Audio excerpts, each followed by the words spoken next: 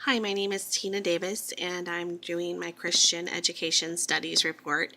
Um, I watched the videos, and I really did like Pearl Williams. I was just really impressed with her heart to um, equip the saints.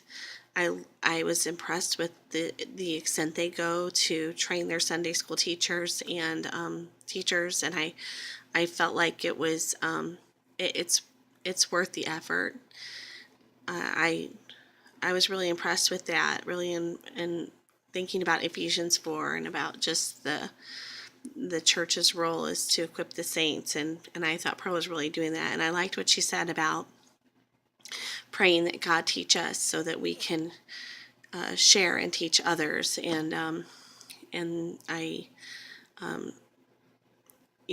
their aim is to help conform people to God's image, to the image of Christ, and also to challenge them to apply the Word of God. I think the challenge part of application really is something to just motivate the student to really do it.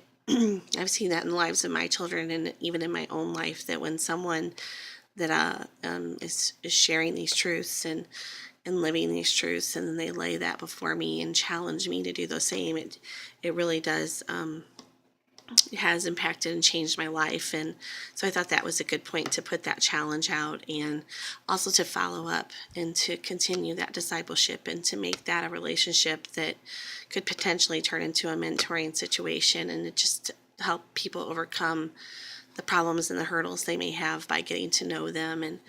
And I was really encouraged at the end when she was talking about effectiveness, that she just talked about being well prepared and about taking that week and praying through that process, and praying to be prepared. And sometimes I'm guilty of not doing that. I mean, Lord has helped me, but definitely we get a lot on our plate sometimes, and I sometimes wish I had dedicated more time to something. But it just really spoke to me about being intentional, and taking that process and praying through it and asking the Lord to help guide us and to lead that whole process. I got a little excited when I heard Jonathan Thigpen, because I also love baseball, and but I thought it was just a good simple point. Know what your aim is, because that's where you're going to end up throwing the ball, and so you want to make sure you're able to aim well, and know where to aim. And I have to think about that one a little bit more, though, too, where my aim is. I definitely thought Pearl was right about our aim just being, to conform to the image of Christ, and also to challenge people to apply it. So I guess it's just, you think about how to get there and how to aim there. And then listening to Gary speak, I liked what he said about being a good student of the Word and making the principles in the passage relevant to the students today. And that goes back to the first video we did about knowing who our students are and what their needs are, and just kind of identifying this culture, and so just giving them clear truth in an effective way. And he also talked about the hook, book, look, took process, and I liked the part of sort of the time travel part of that, where you're in the present and then you go back to the past and then you come back to the present and then you take it into the future. And I just thought that's a really good way to look at it, that we can sort of take the students on that journey.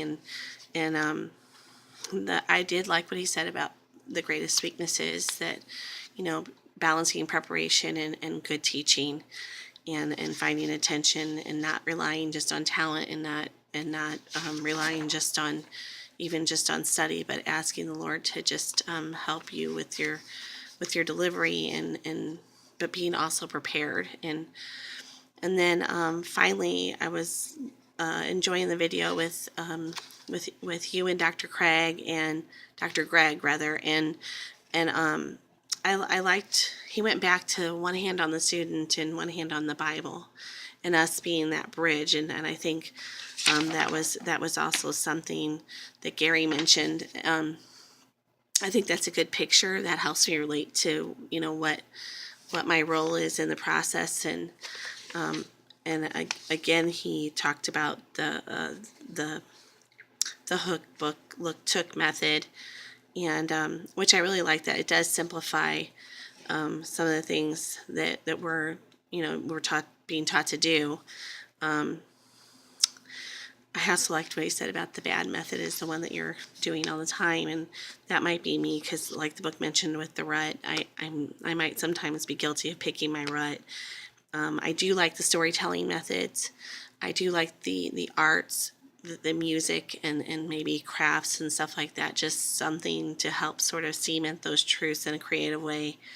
But I'm willing to try other methods as well, and I'm just not. I know the storytelling one really appeals to me, but again, like I said, that might be my rut. So anyway, thank you for listening, and I apologize if I've gone over time, but I really appreciate the videos. They helped sort of bring the truths in the book to life for me, and I think clarify some of the ideas that were presented there. Thank you, and Lord bless you.